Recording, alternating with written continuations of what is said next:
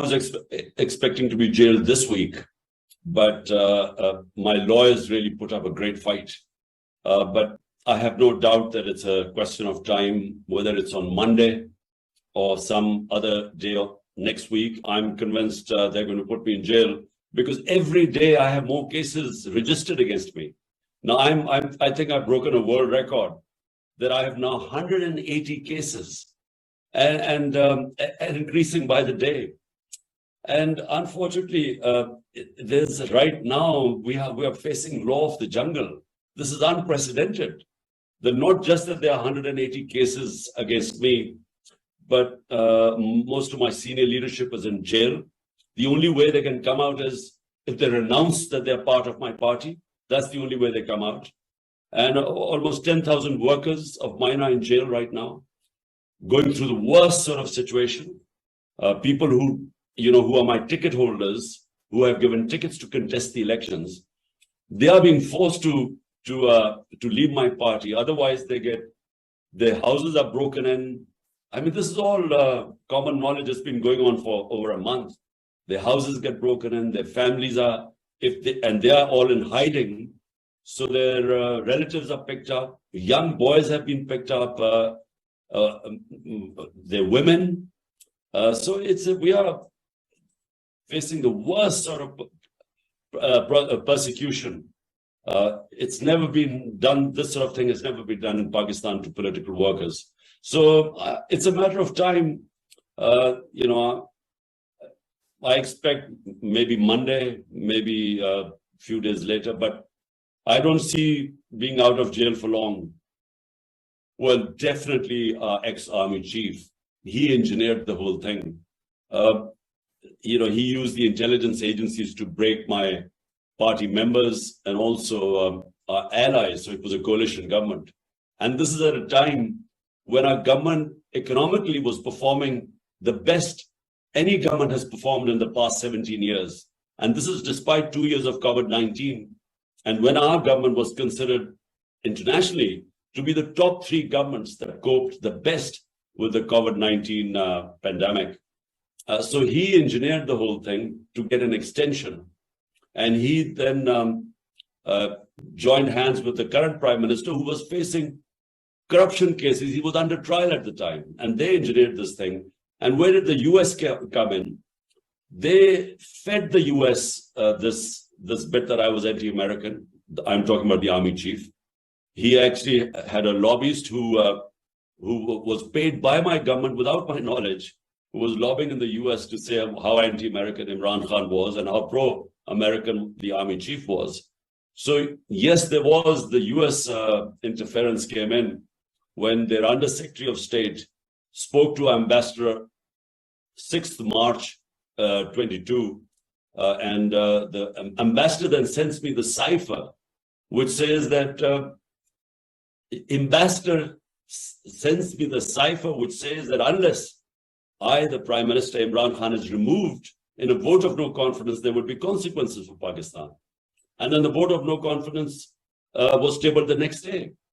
And then within weeks, my government left. But we now realize that it was engineered by our army chief rather than engineered from Washington. But that's what we think. Well, look, let me first clarify what my position on foreign policy is. Look, Pakistan's foreign policy must be for the people of Pakistan. And why? Because 100 million Pakistanis are vulnerable. 50 million below the poverty line and 50 million just above it. So when I came to power, I specifically spoke about how we were going to try and lift our people out of poverty. Now, in doing so, you have to have a foreign policy that is basically non-aligned, like India. Now, India, for instance, they trade with China. They bought Russian oil at discounted price, yet they are partners with the US, one of the most strategic partnerships they have in the Quad with the US. Because India, their governments are concerned about the vast number of poor people in India, the level of poverty. Same as the case with Pakistan. So my idea was not to be anti any government. My idea was that my concern, the people elected me to help them get out of poverty. Now, we were involved in 2 conflicts. We joined the US jihad, the Afghan jihad against the Soviets in the 80s. And then after 9/11, we again joined the US war on terror. Both these conflicts took a heavy toll on Pakistan. The 80s one left 5 million refugees in Pakistan, Kalashnikovs, drugs flowing in, militant groups. And we suffered from all that, the consequences. Then after 9/11, we joined the US war on terror. 80,000 Pakistanis died. They were killed in that war. And then over $100 billion were lost to the economy. So if my concern are the 100 million vulnerable people of Pakistan, then the best way is to stay out of conflicts. Be partners in peace. We played our part in trying to get the Taliban and the US across the table. And we were responsible. Pakistan, my government was responsible in the Doha talks. But to be part of any conflicts, I think we just cannot afford it. So more like the Indian foreign policy.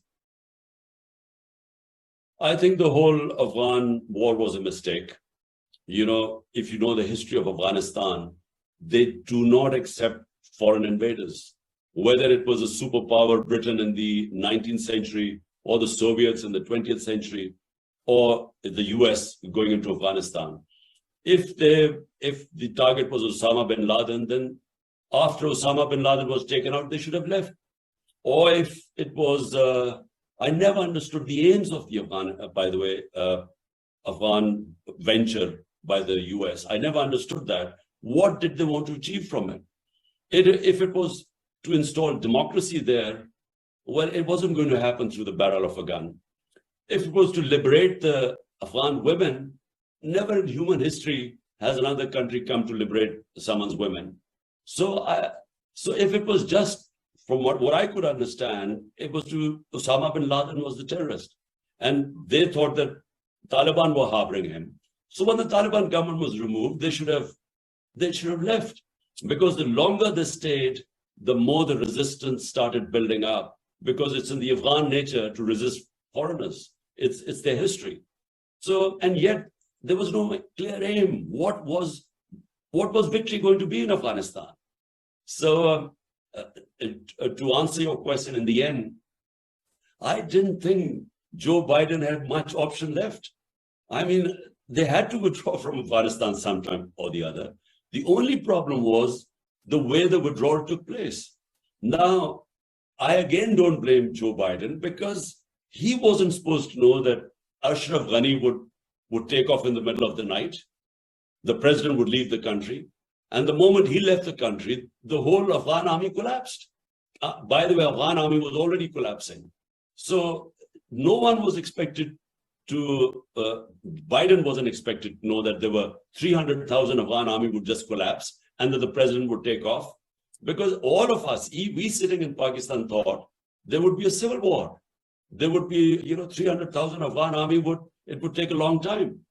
When I met President Trump, this was almost 2 years before what happened in Kabul. President Trump thought that the Afghan government would last 6 months after the withdrawal, but no one expected that the way it collapsed. And so because it collapsed in the way it did, the whole withdrawal became chaotic and no one was expecting it. And then the airport scenes. And I think President Biden actually got a lot of flack, but, if that had happened 2 years later, for instance, if 2 years later they had withdrawn, and if the president had fled as Ashraf Ghani did, the same thing would have happened 2 years later. So I think, he couldn't have predicted the collapse of the Afghan army and the president leaving.